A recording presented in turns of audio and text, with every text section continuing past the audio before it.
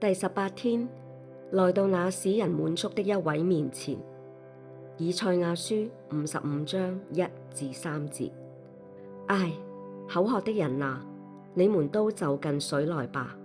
沒有銀錢的，你們也要來，買了就吃。你們要來買酒和奶，不用銀子，也不用付代價。你們為什麼用銀子去買那不是食物的呢？為什麼用你們勞碌得來的去買那不能使人飽足的呢？你們要留心聽我的話，就可以吃美物，使你們的心靈享受肥甘。你們要側耳而聽，要到我這裏來。你們要聽，就可以存活。我必與你們立永遠的約，就是應許賜給大衛的那確實的慈愛。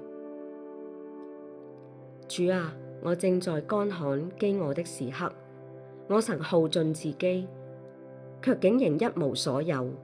主啊，我感謝你的呼喚，我要來，我要滿足在你永約的愛中，體會如此豐盛。